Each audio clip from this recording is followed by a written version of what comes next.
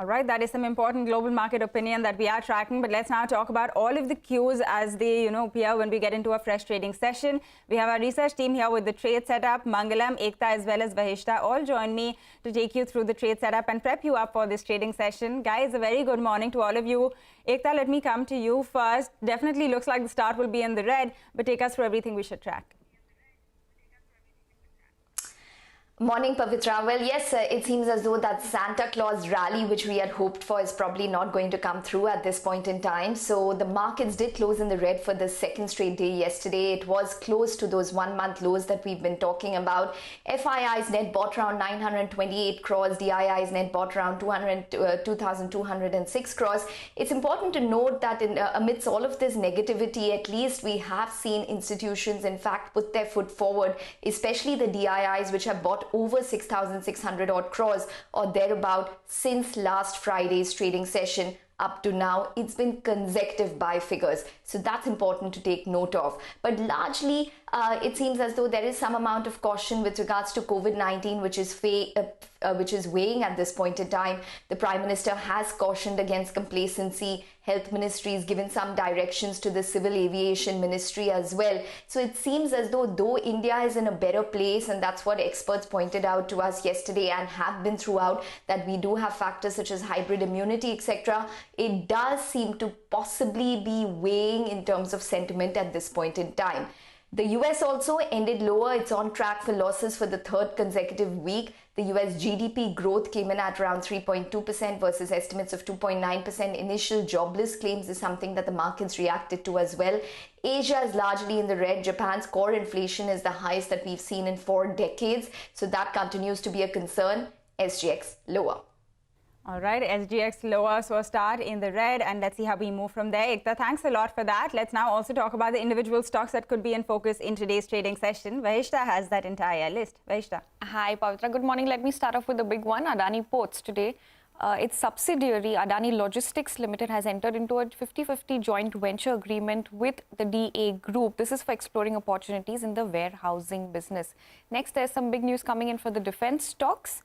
The Defence Acquisition Council has approved the acceptance of necessity for 24 capital acquisition proposals worth approximately 84,000 crores, and this is for the armed forces as well as for the Indian Coast Guard.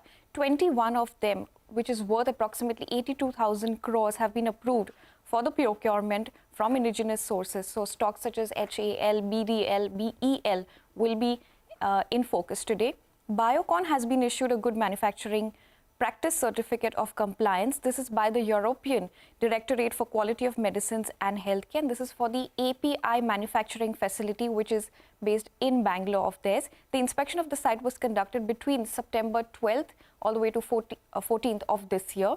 Lupin has recalled 4 lots of the Quinapril tabs, which is a drug used to treat hypertension, so some negative news over there. Granules India, the board has approved appointment of a CFO. The other news is that the board has approved to incorporate an arm for setting up a greenfield facility for manufacturing of green chemicals. RVNL has received a letter of acceptance worth 198 crores for the construction of Basin Depot cum workshop by the GMRC. Railtel has bagged an order worth 99 crores from Webel Technology. And the last stock that I'll be talking about is Rajratan Global Wires, which has received an approval under the PLI scheme from the Government of India.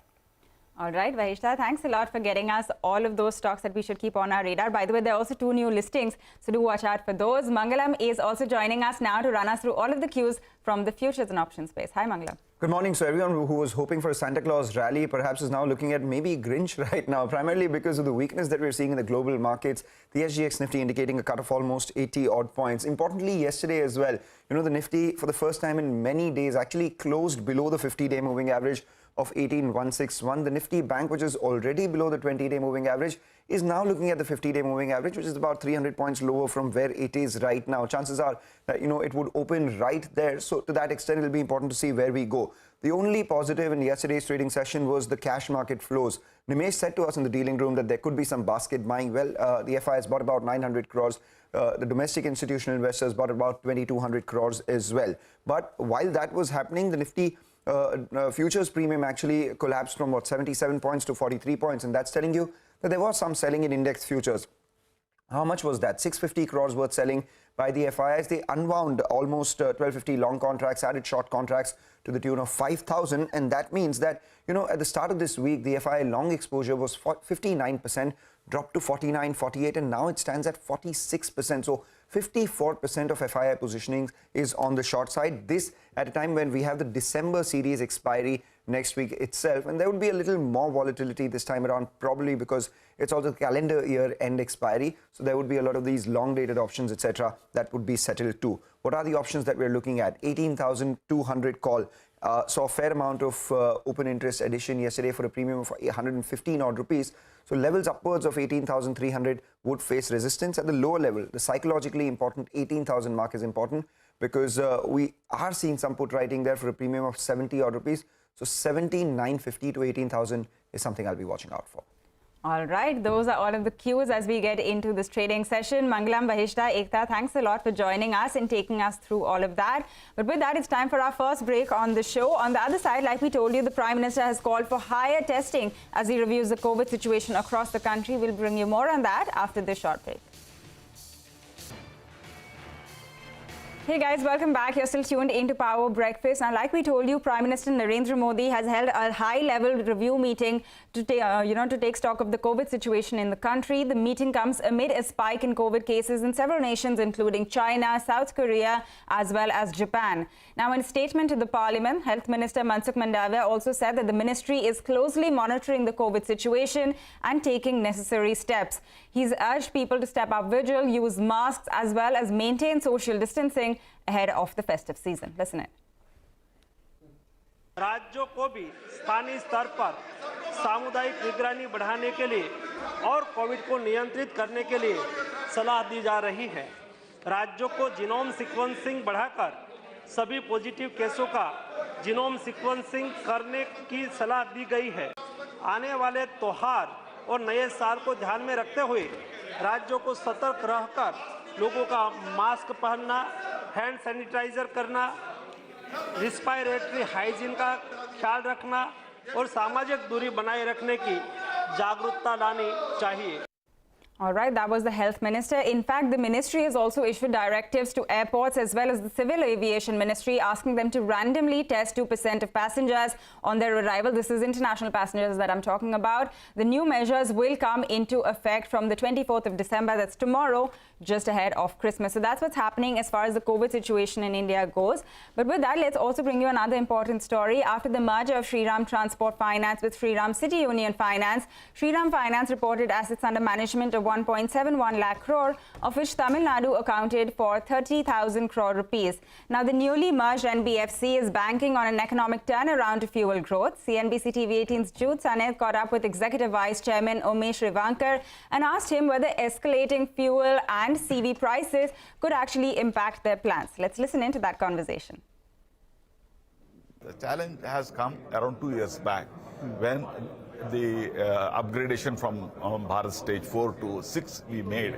So because of the technology involved, 15% on average the price went up for all the vehicles. Subsequently, the steel prices and input cost went up, and that added another 10%, 10 to 15%. So around 30% price increase happened in the last year. Right. Now, people have postponed. When the price goes up steeply, people postpone. See, if the postponement, then what happens is demand steeps up steadily. When people realize this is the new way of life, so you don't stop doing anything, but you postpone. But once you gather more initial money, then you buy it. So ultimately, people who want to buy a new vehicle, they have to buy a new vehicle, because many of their contracts or many of their business activity, if at all you are going from Chennai to Delhi, you don't run that distance with an older vehicle. You have to have a new vehicle. But the only thing is, instead of selling at the end of 3 years or 4 years, you may sell it at the end of 5 years or 6 years. You postpone. So ultimately the demand will come. The replacement of these assets will keep happening. And this older vehicle will go into rural area or smaller distance. From Chennai to Coimbatore, it will run. It is not that it will retire. So the postponement has happened because of the slowdown in the economy and also because of the price increase. And people got adjusted. But as far as fuel price is concerned, If you look at the fuel price, it went very steeply last year, April, May, when the geopolitical tension in the globe and crude price went up. And government reduced the tax. And moment government reduced the tax, it stayed at a particular level. And so Indian fuel gets taxed around 40 to 45%. And unless the government reduces the tax, fuel prices do not come down very steeply.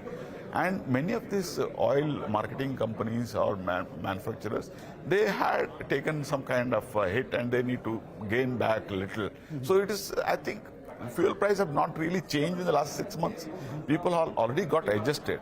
So people got adjusted to the price, people got adjusted to the price of the fuel, and it gets passed on to the end consumer. Ultimately, who will pay? Right. I and you will pay. Yes. This vegetable price goes up, the food grains price goes up, FMCG product price goes up. It gets marked to that. So are you saying that it has had no impact on financing whatsoever as things stand today? No, on financing it had no impact. In fact, when the price goes up because of inflation or some reason, the finance companies benefit in the sense the asset behind the lending or loan value goes up. Right. My resale price have gone up for all my vehicles. So automatically what happens is I am more confident of my portfolio because all my loan has asset coverage of more than 2 times or 3 times. Right.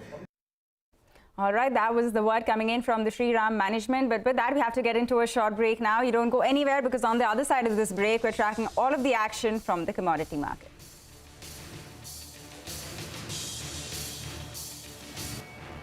Welcome back. Let's talk about the commodity space. As promised, Manisha is here with an update. And today she's looking at natural gas prices. Hi, Manisha. Morning, Pavitra. Well, absolutely. It continues to be quite choppy as we are looking at volumes thinning down from here on. The U.S. natural gas prices, in the meanwhile, have declined to a 9-month lows, and that is because the U.S. inventories have seen a smaller draw than what we normally see, and the draw is below the 5-year average as well. So that means that the wind power one has reduced the gas generators to produce electricity, and we also are looking at rather milder weather forecast, and that keeps the natural gas inventories on the higher side. Also, the Freeport plant in Texas is ready to restart. It had shut in June, so that would mean that all the supply disruption seems to be easing away as well. When you look at the Germany storage, that is at 87% of its total capacity. So there are enough inventories, not enough demand into the market, and the electricity production is happening because of the wind power. So all of these factors clearly continue to weigh onto the prices. So not just the U.S. natural gas, but the European Union natural gas prices also are trading at around 6-month lows right now. All right, Manisha, thanks a lot for getting us that quick update. By the way, for the Asian markets, some of them have recovered. So you have Hang Seng, which was trading with a cut of 1.5%. So now that's only around 0.2% in the red. Shanghai has moved into the green, but the likes of Nikkei, Kospi still seeing cuts of over 1.5%. That's what's happening across the Asian markets. The SGX Nifty down 85 points. Thank you very much for tuning into Power Breakfast. And stay tuned, Bazaar Morning Call after this short break.